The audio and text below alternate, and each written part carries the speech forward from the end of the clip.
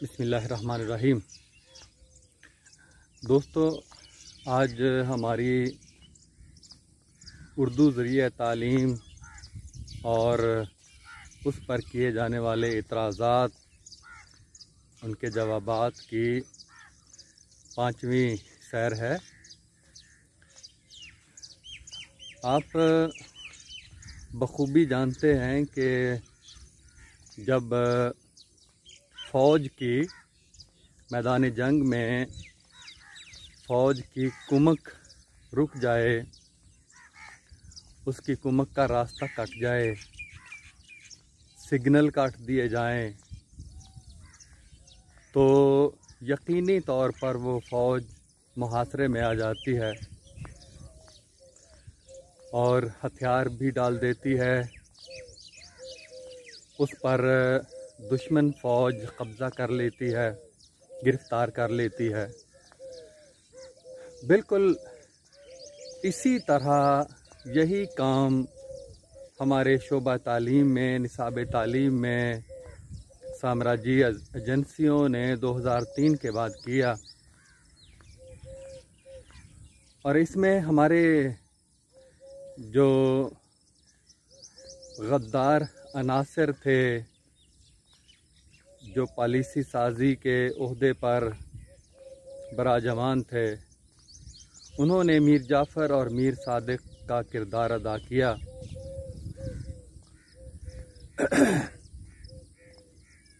जो कि पहले से ज़हनी तौर पर तैयार करके साम्राज्य रखता है।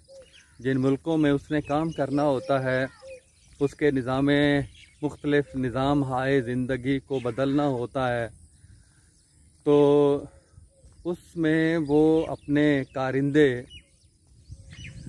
अपने जासूस और अपने मफादात का तहफ़्फ़ुज़ करने वाले लोग पाल के रखता है। तो यही काम हमारे उन मीर जाफ़र और मीर सादिकों ने किया। सबसे पहला काम, हम इस्तिलाहात की बात करेंगे आज की नशिस्त में, कि सबसे पहले उन्होंने साइंसी उलूम की, साइंसी मज़ामीन की जो उर्दू इस्तिलाहात हैं वो क्यों बदली। उनको अंग्रेज़ी इस्तिलाहात के ज़रिए बदल दिया गया। इसकी मैं पहले भी काफ़ी मिसालें दे चुका हूँ। मिसाल के तौर पर मैं नहम जमात की किताब से कुछ मिसालें आपको दूंगा, मुतफ़र्रक़ मुख्तलिफ हयातियात और कीमिया वग़ैरह से भी। एक लफ्ज़ तवाज़ुन, पता है आपको, वज़न से निकला है। ज़हनी तवाज़ुन इंसान का ख़राब हो जाता है। इश्तिहारात आते हैं टीवी में कि एक शख्स का ज़हनी तवाज़ुन ख़राब, रेडियो में आते हैं फ़लाँ कपड़े उसने पहने हुए हैं। इश्तिहारात पुलिस की तरफ से भी इस तरह के मुख्तलिफ़ जगहों पे चस्पा नज़र आते हैं। तो ये लफ्ज़ ऐसा है कि जिसको कम व बेश हर अनपढ़, पढ़ा लिखा सब इस लफ्ज़ का मानी और इसका मफ़हूम समझता है। इसकी जगह पे इक्विलिब्रियम लिख दिया गया। अलिफ ये, काफ, वाओ ये, फिर अलग से लिबरियम, लाम बेरे ये मीम, इक्विलिब्रियम। अब जितनी भी लुगात आप देख लें साबका, मैं कुमक से फ़ौज को मिसाल दी थी आपको, जितनी हमारी लुगात हैं उनके अंदर अंग्रेज़ी का जो लफ्ज़ है इक्विलिब्रियम, EQUILIBRIUM, इसका तवाज़ुन ही लिखा हुआ है। और हिंदी वालों ने संतुलन, इस तवाज़ुन को हिंदी ज़बान में कहते हैं। तो पंजाबी में सामा भी कहते हैं, हम लोग बोलते हैं।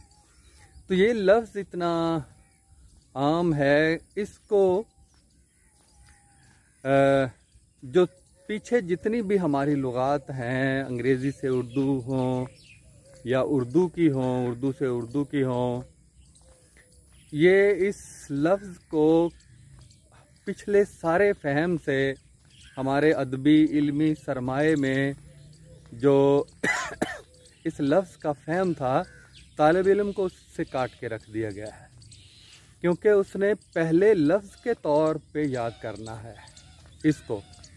जो पॉलिसी आई है, जो पॉलिसी थी वो लिखी हुई है ऊपर, जो साइंस की किताबें हैं, जो नहम दहम 6ठी 7वीं 8वीं, इनके ऊपर लिखी हुई है कि जो 2007 की मटीरियल लर्निंग पॉलिसी के तहत ये किताबें जो वफाक ने मंजूर की हैं और पंजाब टेक्स्ट बुक बोर्ड ने शाया की है।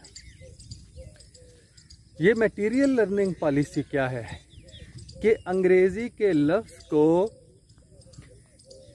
एक ही लफ्ज़ के तौर पे, वाहिद लफ्ज़ के तौर पे इस्तेमाल करना पढ़ने के लिए। अब कहाँ ये उसूल है, न बीएड में न एमएड में तालीम व ताल्लुम का, निसाब साजी का, दर्स व तदरीस का, दुनिया के किसी खित्ते में किसी कोने के अंदर ये उसूल मौजूद नहीं है कि जो ज़बान आपकी ना मादरी है ना कौमी है, उसके लफ्ज़ को आप वाहिद लफ्ज़ के तौर पे इस्तेमाल करें। इसका मतलब है कि आपने अपनी ज़बान के अल्फाज को कब्र खोद के दबा दिया है और दूसरी ज़बान के लफ्ज़ को जबरन उसके ऊपर बिठा दिया है। ये बिल्कुल ऐसे ही है कि कोई शख्स किसी के घर पर उसको और उसके अफराद खाना को निकाल बाहर करे और ख़ुद उस पर कब्ज़ा कर ले। ये है, ये हुआ 2003 में और 9/11 के बाद इसका मंसूबा बनाया।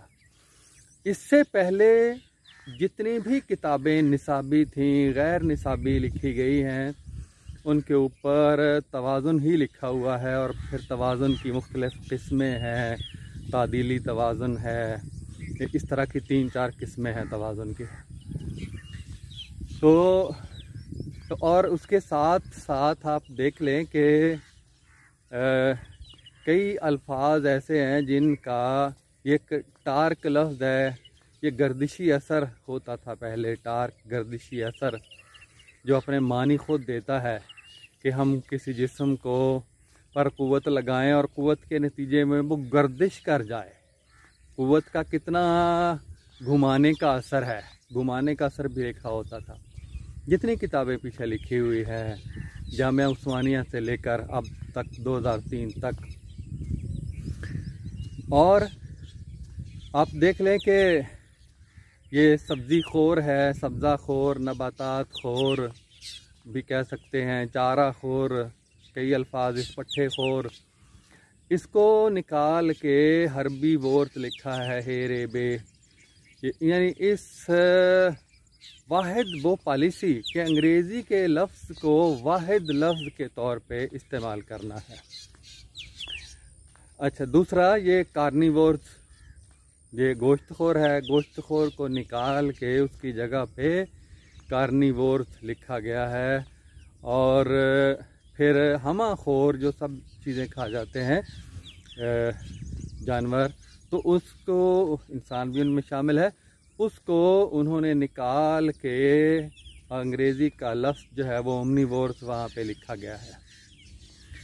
और इसी तरह बहुत से सादा सादा अल्फाज जो उर्दू इस्तिलाहात में पढ़ते थे, जिनका फ़हम पूरी हमारी लुगात जो सरकारी सरपरस्ती में बनी है, जो 22 लुगत की उर्दू बोर्ड ने कराची ने बनाई है, उसमें भी ये सारे ये अंग्रेज़ी के अल्फाज हैं, उर्दू के नहीं हैं, उर्दू ज़बान के अंदर नहीं है। ये याद रखें कि ये एक आम सी ये गलत फहमी लोगों में पैदा कर दी गई है कि उर्दू बड़ी है, दामन बड़ा वसी है, जिस सारी ज़बानों के अल्फाज को, अंग्रेज़ी के सारे अल्फाज उर्दू में आ सकते हैं। क्या अंग्रेज़ी, फिर तो अंग्रेज़ी और उर्दू के अंदर कोई फ़र्क बाकी नहीं रहा। तो अगर सारे आ सकते हैं तो इतने माहिरीन तालीम ने सारी लुगात में अंदर शामिल कर देने चाहिए थे। ये हर ज़बान की अपनी तहज़ीब, उसकी साख्त, उसका पस मंज़र होता है और अल्फाज बनाए जाते हैं और वो जैसे कोई चीज़ तख्लीक की जाती है इसी तरह इस्तिलाहात तख्लीक की जाती हैं, फिर उस ज़बान का वो हिस्सा बनती हैं। इस तरह से रातों रात कोई निकाल देना, तो इस तरह से ज़बानें तश्कील नहीं पाया करती। फिर माहिरीन बैठते हैं कि कौन सा लफ्ज़ ऐसा है कि उसको उर्दू में शामिल करना है। इंजन है, कर दिया है शामिल, शॉपर है, हो गया है। तो इस तरह के अल्फाज जो मोटरसाइकिल है, तक ईरान में इसको साइकिल को दो चरखा ही कहते हैं, उन्होंने नहीं तब्दील किया। तो इस तरह से हर लफ्ज़ नहीं तब्दील हो सकता। या कोई चीज़ ईजाद हुई है किसी के नाम पे तो वो नाम साथ रहता है। न्यूटन के कवानीन हैं, कवानीन जो है लफ्ज़ वो न्यूटन का ईजाद करदा नहीं है, नाम है उसका, आएगा उस कानून के साथ आ जाएगा बस। तो ये ऐसा नहीं है कि कोई शख्स, ये जो तब्दील की गई हैं ये किसी मशवरे के साथ नहीं की गई है। पहले से मंसूबा जो साम्राज्य एजेंसियां हैं, यूएसएड है, बरतानिया की है, उन्होंने करके रखे हुए हैं कि इनको क्या क्या किस तरह से इनका निसाब को तब्दील करें तो हम इनको हमेशा हमेशा के लिए ग़ुलाम बना सकते हैं और अपाहज के कौम के तौर पर ये कौम ज़िंदगी गुजार सकती है। तो इसी तरह आप देख लीजिएगा और बहुत सी मिसालें मैं आपको दूंगा। ये तूली मौजें हैं, मौज है दरिया में और बैरून दरिया कुछ नहीं, तो गंगा की मौज में जमुना का धारा।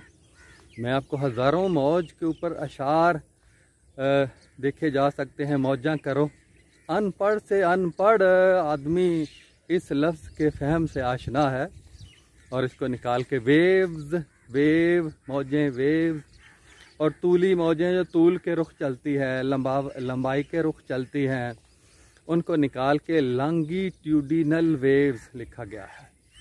लॉन्गिट्यूडिनल वेव्स, इसका बच्चे 10-10 दफ़ा लिखते हैं फिर भी नहीं लिखना आता। और ये बनाने वालों से अगर इमला लिखवाई जाए, अब भी मैं जो हमारे वज़ीर तालीम हैं जो जिन्होंने इंदिया दिया है और जिन्होंने जो मुजव्वज़ा पॉलिसी सामने लाए हैं, इंग्लिश मीडियम के तौर पे यकसा निज़ाम तालीम जो है वो राइज किया जा करने की सिफारिश उनको की गई है उनकी कमेटी ने। तो ये लोग इनको मैं इमला लिखवाऊँ इन चंद अल्फाज की तो इनमें से कोई नहीं लिख सकेगा। ये जितने सारे हैं कि ये जो अल्फाज इन्होंने बच्चों को पढ़ने के लिए दे दिए हैं, ये कोई भी सारे पीएचडी डॉक्टर को इकट्ठा कर लें तो ये इन अल्फाज की इमला नहीं लिख सकेंगे, पास होने के लिए नंबर नहीं ले सकेंगे। क्योंकि कटा हुआ उन्होंने भी जो कुछ सीखा है वो उनके अंदर ये सारे इस तरह से लिखना शामिल नहीं था। तो ये उन्होंने ये तूली मौजें हैं, ये अर्ज़ी मौजें हैं, अर्ज़ के रुख जो चलती हैं, कपड़े का तूल, अर्ज़, बड़े अर्ज़ का कपड़ा, जैसे अनपढ़ औरतें ये लफ्ज़ बोलती हैं। तो ये अर्ज़ी मौजें, ये ट्रांसवर्स वेव अंग्रेज़ी का लफ्ज़, वही पॉलिसी जो वाहिद लफ्ज़ के तौर पे इस्तेमाल करना है, इसको बहुत ये उन्होंने फिर इससे पहले ये तब्दील करने, जो ही तब्दील करके आई है, ये निसाब आया है, फौरी ट्रेनिंग की भरमार कर दी गई है। जो लोग कुछ तैयार किए थे उन्होंने ज़हनी तौर पर उनको साथ लिया है, उनके ज़रिए से फिर शुरू कर दिया गया है। ये नहीं कि इससे एक तो वो मैं जैसे बताया कि पूरे माहौल से निसाब को काट दिया जाए तो वो निसाब नहीं होता, वो फ़ौज की तरह हो जाता है जिसकी सप्लाई, जिसकी कुमक काट दी जाए तो वो फ़ौज मुहासरे में आ जाती है। बिल्कुल ऐसे ही हमारा निसाब हमारे माहौल से, अदब से, इल्म से जो पहले से मौजूद था उससे काट दिया गया है। और जाहिर है काट दिया जाए तो फिर जो जब याद किया जाएगा लफ्ज़ों को तो रट्टे के साथ याद किया जाएगा। उसका फ़हम तो सदियां लगती हैं। किसी लफ्ज़ का फ़हम, कोई लफ्ज़ हमारी तहज़ीब की अक्कासी करता है। हर ज़बान का, किसी भी ज़बान का कोई भी लफ्ज़ है, उसकी तहज़ीब, उसकी सकाफ़त, उसके माहौल में पाए जाने वाले अनासर की वो निशानदही करता है।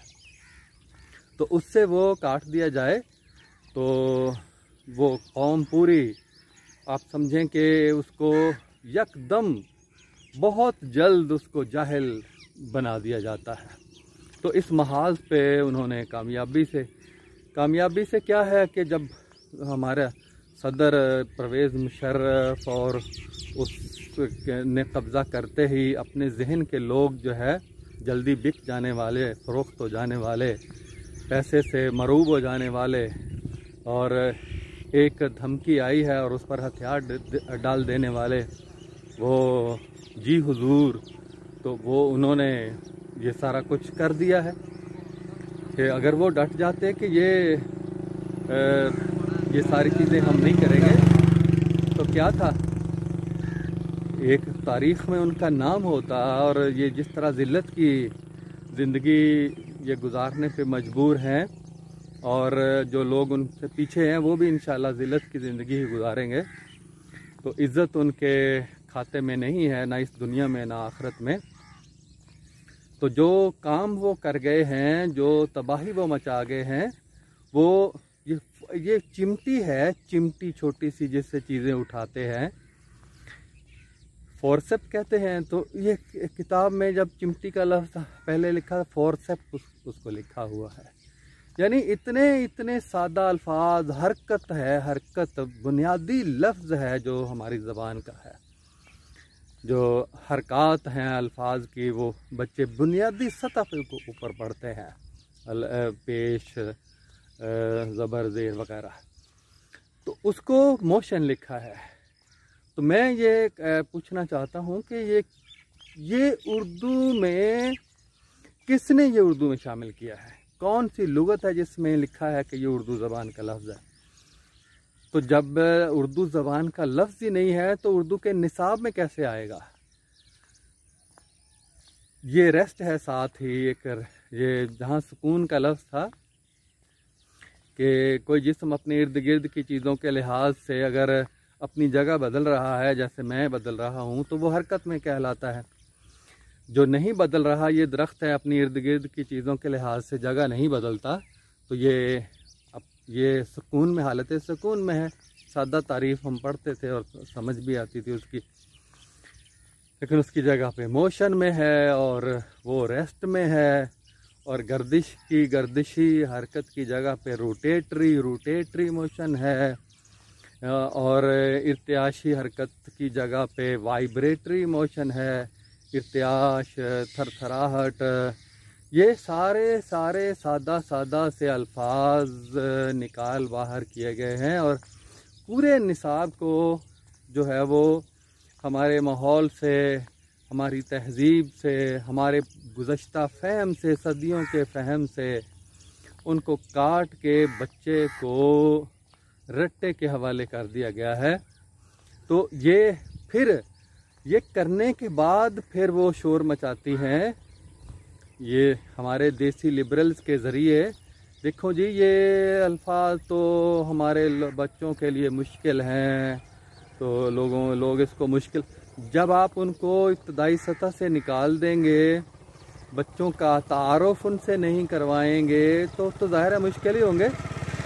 इनमें से किसी के बच्चे को अवाइल उम्री में इनके बाप से, इनकी माँ से जुदा कर दिया जाए, तो 10-15 साल के बाद हो सकता है ना माँ बाप बच्चे को पहचाने, ना बच्चे माँ बाप को पहचाने। आमना सामना ही नहीं होने दिया। जब अल्फाज से आप तालिब इल्मों को, लोगों को शनासाई नहीं होने देंगे, उनको निकाल बाहर किया है, तो मुश्किल तो होंगे ना। तो आपे लावे कुंडियाँ, आपे खींचे डोर, ये खुद ही ये करके गैर मानूस बना के फिर शोर मचाते हैं कि ये देखो जी, वो तो उनके लिए तो ये अल्फाज ही मुश्किल हैं जो उर्दू के हैं।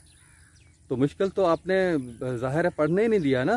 कभी क़याम पाकिस्तान से लेकर 2003 तक मैंने कभी नहीं सुना कि किसी ने इन अल्फाज को मुश्किल कहा हो।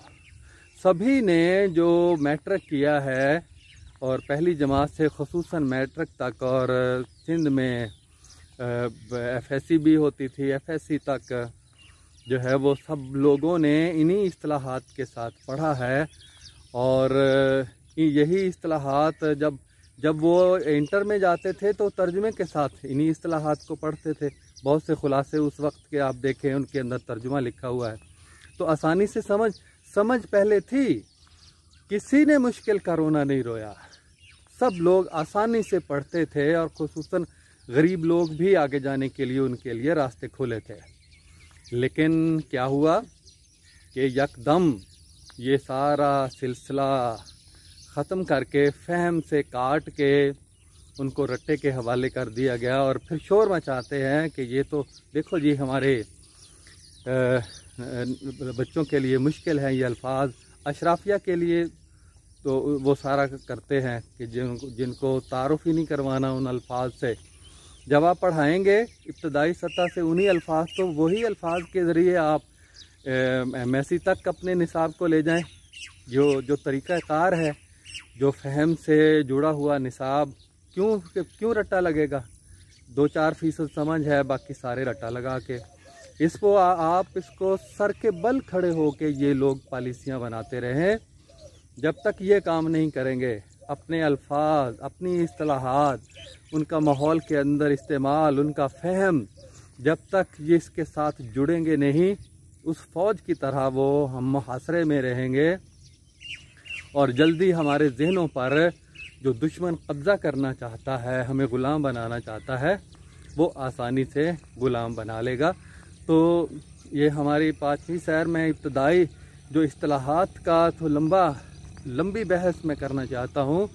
और मैं इन लोगों को जो आएँ बाएँ शाएँ करते हैं, जो साम्राज्य इशारों के ऊपर नाचते हैं और उनकी ज़बान बोलते हैं, इंशाअल्लाह दलील की ताकत से इनको ज़िंदा दफन कर दूंगा।